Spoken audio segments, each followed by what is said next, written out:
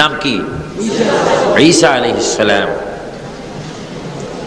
ওনার বাড়িটা খুব সুন্দর বাড়ি, আমি নিজে আল্লাহ পাক ওনার বাড়ির মধ্যে আমাকে নিয়েছেন। ফিলিস্তিনের মধ্যে তার বাড়ি, যেই বাড়িতে তিনি বসে ইবাদত করতেন সেই ওনার পায়ের চিহ্ন এখনো পাথরের গায়ে লেগে আছে। ঈসা আলাইহিস সালাম।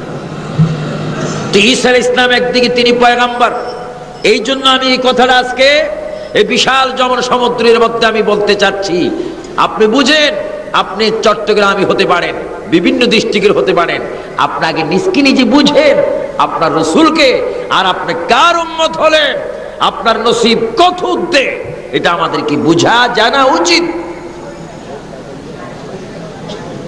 ঈসা আলাইহিস সালাম শুধু নবী ছিলেন না, ওনার মধ্যে একটা ক্ষমতা ছিল, উনি মৃত ব্যক্তিকে জিন্দা করতেন। সুবহানাল্লাহ। কাকে? মৃত ব্যক্তিকে জিন্দা করার কোন অবস্থা যদি আমি বা আপনি পাইতেন, মনে হয় কবরস্থান খালি করে ফেলতাম। মৃত ব্যক্তিকে জিন্দা করতেন, এক। দুই নম্বর, তিনি কঠিন বিমারির গায়ে যদি হাত দিত, বিমার ভালো হইত।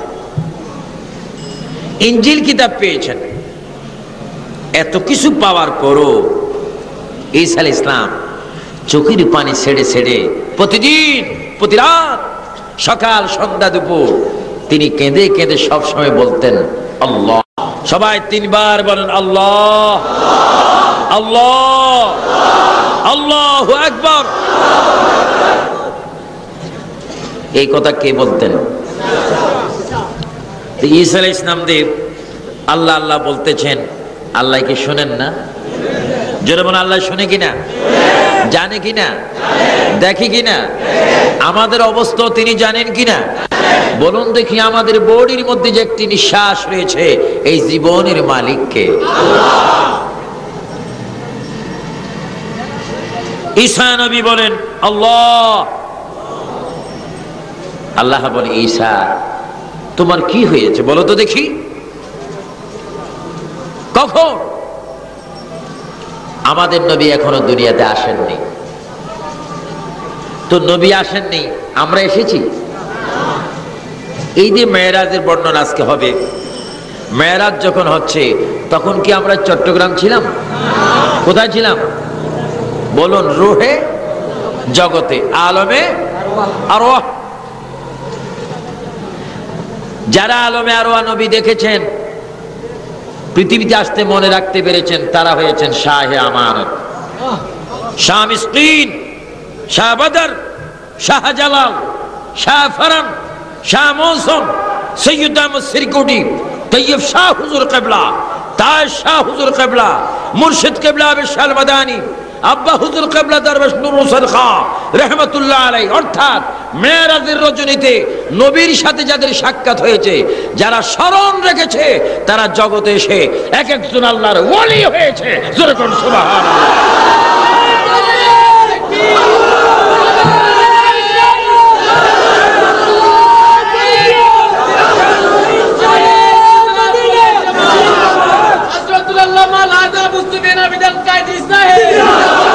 আমার ভাইরা, এই বেশি দিন হয়াত নেই, আমি সহ এই বিশাল জনসমুদ্রের বেশি দিন হয়াত নাই। বেশির থেকে বেশি বাঁচতে 60 বছর,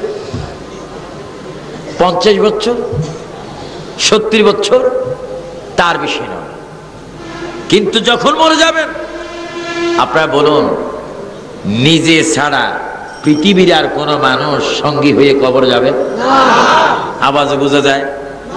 বাবার সাথে ছেলে চলে যাবে, জামাইয়ের সাথে শ্বশুর চলে যাবে। জোরে বলেন, কেউ কি সঙ্গে যাবে? কিন্তু আমি আপনি তো যাব। এমন একটা জায়গা যেখানে ঘর আছে, দরজা নাই, মানুষ আছে তার সাথী নেই, মানুষ শুবে বিছনা নেই, মানুষ শুবে তার কোনো বালিশ নেই। যে মানুষটি 5 তলা বিল্ডিং এর উপরে ঘুমিয়েছেন, সেই মানুষটি আবার কবরে খালি বিছনার মধ্যে শুয়ে গেলেন, কেউ নাই। কোন কমিশনারের জন্য মেয়র নেই, কোন প্রধানমন্ত্রীর জন্য মন্ত্রী পরিষদের সদস্য নেই, সচিব নেই, রাষ্ট্রপতির বডিগার্ড নেই, স্বেচ্ছাসেবক নেই, আর্মি নেই, বিডিআর নেই, পুলিশ নেই, কেউ নেই, আলেম নেই। প্রত্যেকের কবরে যাব, এটা চিরসত্য। রাসূল বলে, তোর ঈমান যদি ঠিক হয়, আমল যদি সুন্দর হয়, কে বলেছে কেউ নাই, আমি রাসূল তোর কবরে থাকবো। জোরে বলেন সুবহানাল্লাহ। আল্লাহু আকবার, আল্লাহু আকবার। আমরা নবী চাই কি চাই না? কেউ যেখানে কেউ থাকবে না, বলেন সেখানে রাসূল থাকবে। আমার ভাইরা, আল্লাহর প্রিয় নবী রাহমাতুল্লাহ আলামিন একটু দুরূদ শরীফ পড়েন। আল্লাহুম্মা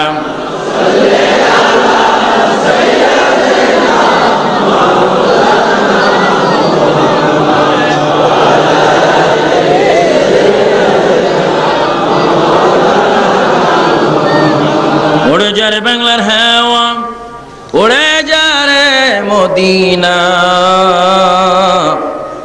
এ আশিকদের সালাম দিও, নবীজির পাক রওয়াজায়। আল্লাহুম্মা সাল্লি আলা সাইয়্যিদিনা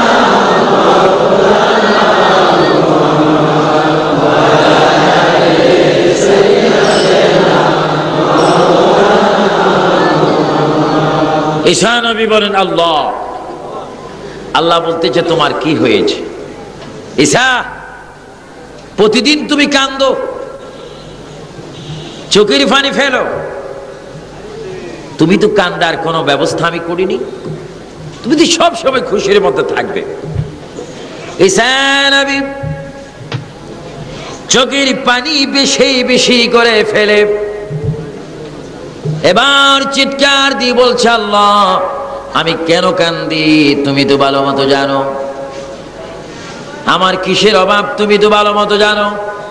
আয় আল্লাহ, আমাকে তুমি নবুয়তি দান করেছো, আমাকে তুমি মৃত ব্যক্তি জীবিত করার ক্ষমতা দিয়েছো।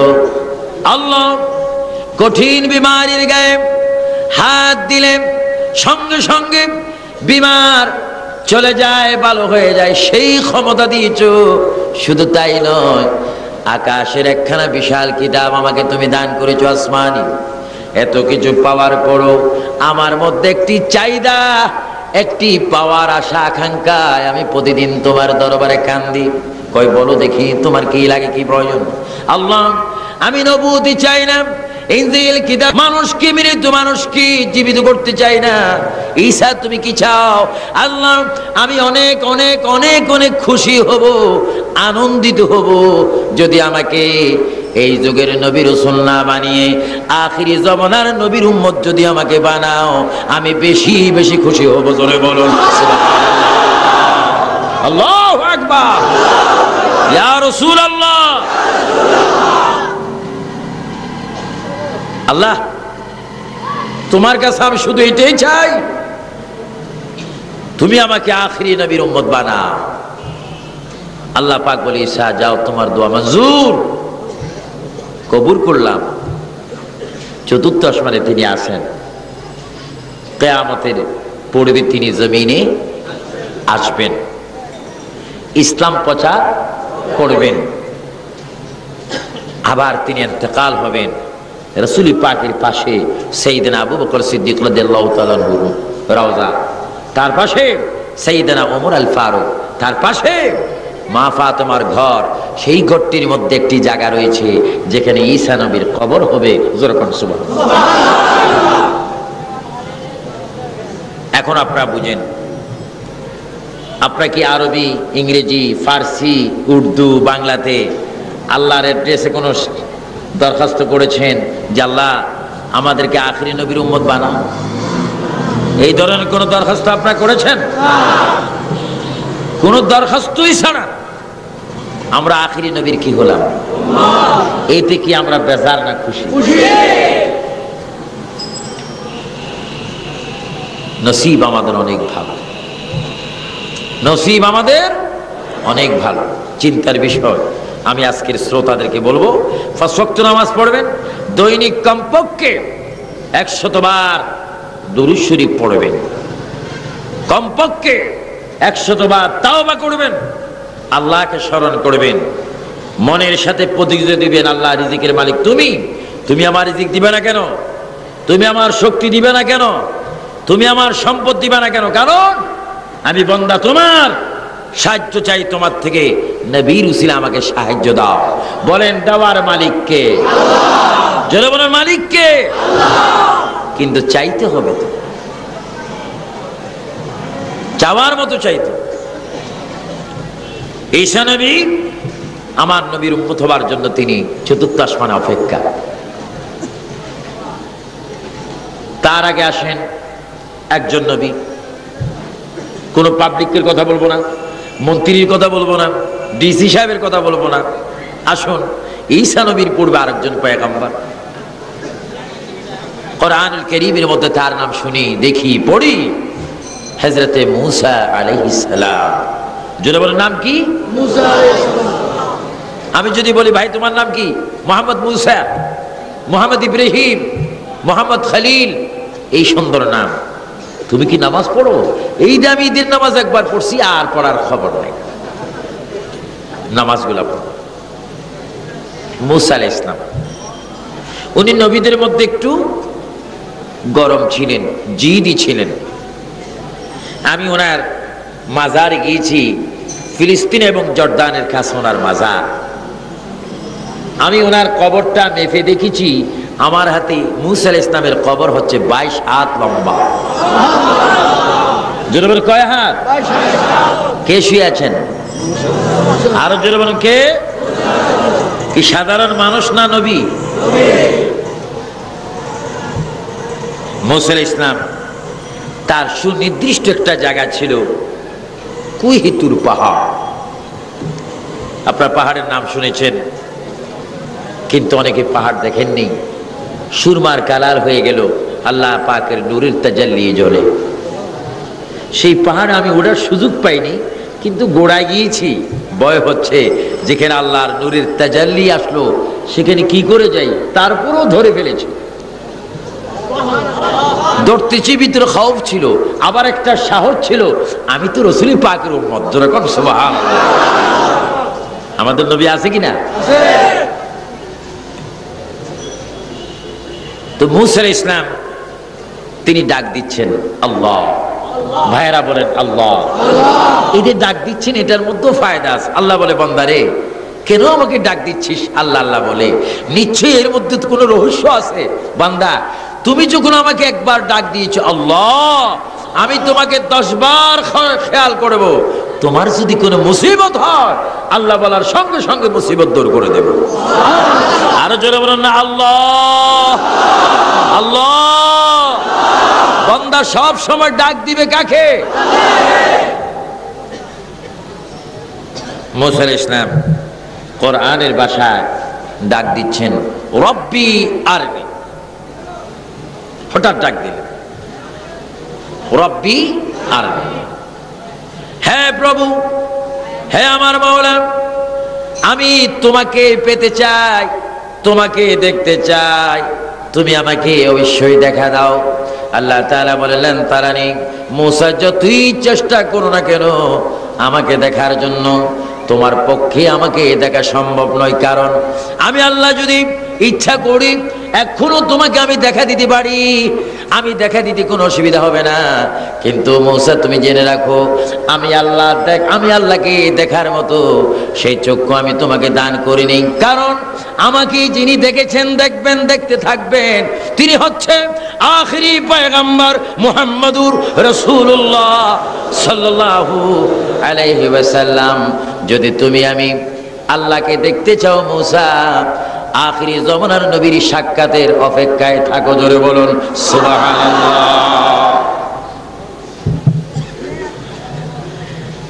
উনি মূসা কালিমুল্লাহ, যিনি আজরাইল ইসলামকে পর্যন্ত থাপ্পড় দিয়েছেন। জোরে বলুন কাকে? কেমন বলল? আজরাইল ইসলাম এসেছে ওনাকে নামার জন্য। আসসালামু আলাইকুম। ওয়ালাইকুম সালাম। আপনার নাম কি? আমার নাম আনা মালাকুল মাউত। কেন আসছেন? বুঝেন না? বুঝি না বুঝি। মাশাআল্লাহ, আল কুনিয়ু মিনাল্লাহ। ঠাস করে একটা মাইরা দিস।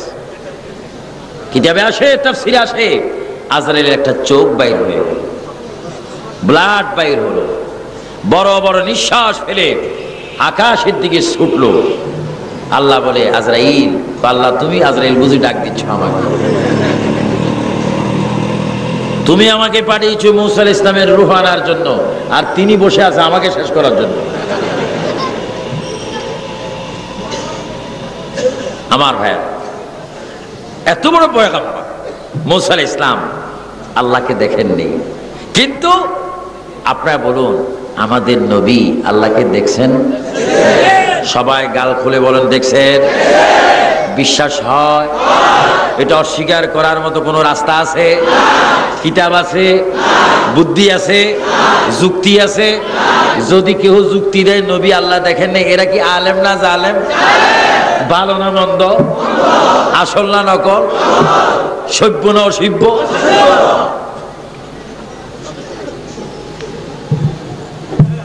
আমরা মাঝে মাঝে কিছু ক্যাসেট শুনি, দুঃখের বিষয়। মেরাজুন নবী পাবলিক ড্রাইভার মানুষ পালন করে, আর কিছু কিছু আলেম সমাজ আমেরিকায় গিয়ে, লন্ডন, ইস্ট লন্ডন গিয়ে, ব্রিকল্যান্ড গিয়ে, বিভিন্ন রাষ্ট্র গিয়ে বলেন মুহাম্মদ সাল্লাল্লাহু আলাইহি ওয়াসাল্লাম মেরাজ করেছেন। এটা চির সত্য কথা, তবে মুহাম্মদ সাল্লাল্লাহু আলাইহি ওয়াসাল্লাম আল্লাহকে দেখেন না। নাউযুবিল্লাহ। আরো জোরে বলুন না নাউযুবিল্লাহ। আমাদের নবী আল্লাহকে দেখেন না। নবী দেখবে না তো কে দেখবে? আমার ভাইয়েরা, কথাগুলো মনে রাখবেন। আমার ক্যাসেট শোনার পরে যদি কেউ শোনেন এই কথা বলেন যারা, আল্লাহ যেন তাদেরকে হেদায়েত নসিব করে। আমিন। মুহাম্মদ রাসূলুল্লাহ আল্লাহ দেখবেন না, এটা তো বড় খারাপ কথা।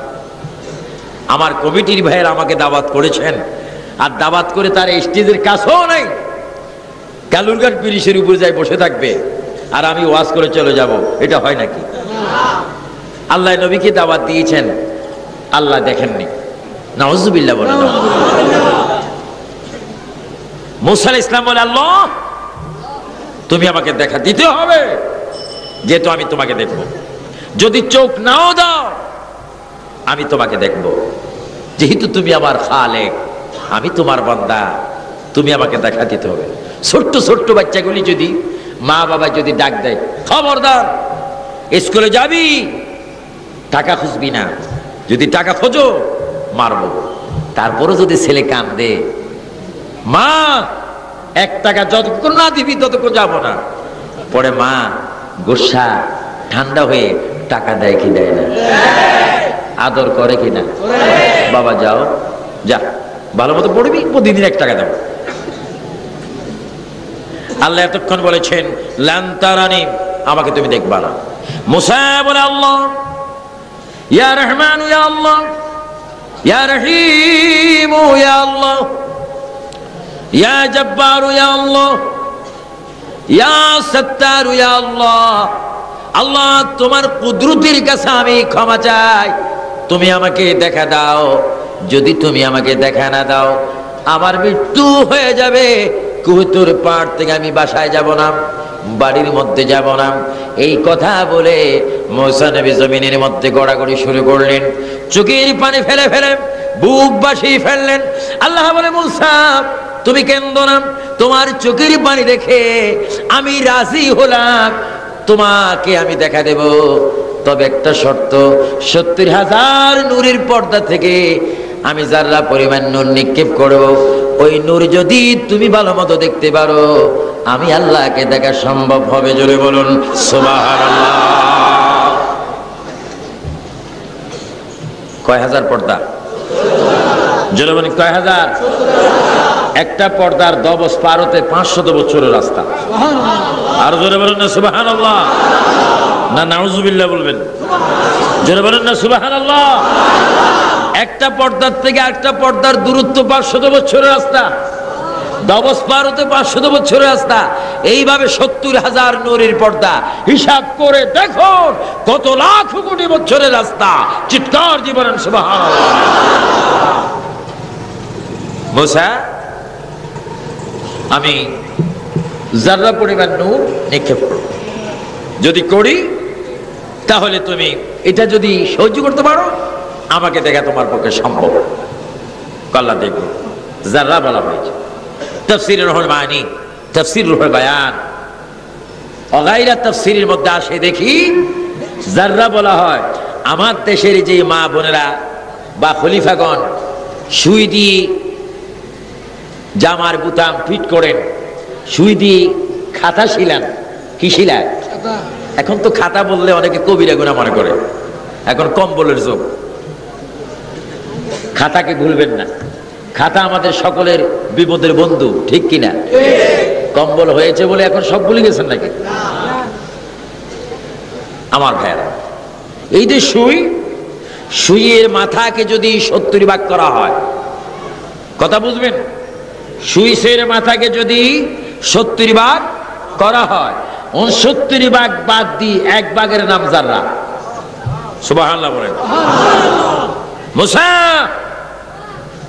আমি এই পরিমাণ নূর ছাড়বো, তুমি যদি দেখো তাহলে আমাকে দেখা সম্ভব। মুসা আলাইহিস সালাম বলে আল্লাহ আমি তৈয়ার। এজন্য কবি বলেন, কিতাবে আসে গুফতে মুসা বা খুদা দর কোহে তুর, গুফতে মুহাম্মদ বা খুদা দর আরশে নূর। মুসা নবীর মেরাজ কালাম হলো জমিনের মধ্যে, আর আমার আপনার প্রিয় রাসূলের মেরাজ হলো আরশ আজিমের উপরে। জোরে বলুন সুবহানাল্লাহ। আল্লাহ বলে মুসা, আল্লাহ আমি প্রস্তুত। আল্লাহ পাকের নূরের তাজাল্লি যারা পরিমাণ কুহিতুর পারে যখন এসে গেল, সঙ্গে সঙ্গে কুহুতের পার জ্বলে গেল। মুসা নবী বেহুশ হয়ে গেলেন। মুসা নবীর পিঠের নিচে মাটিগুলি পর্যন্ত জ্বলে গেল আল্লাহর নূরের তাজাল্লি। মুসা নবীর শরীরে পসিনা বাইর হলো, চিৎকার শুরু করলো। আল্লাহ তাআলা বলে, মুসা, মুসা তুমি কি আমাকে দেখবে না? মুসা নবীর জবান খুলে যায়, আল্লাহ আমি এখন কোথায় আছি তুমি বলো। মুসা তুমি কুহুতুর পাহাড়ের নিকট আছো। আল্লাহ কুহুতুর পাহাড় কোথায়?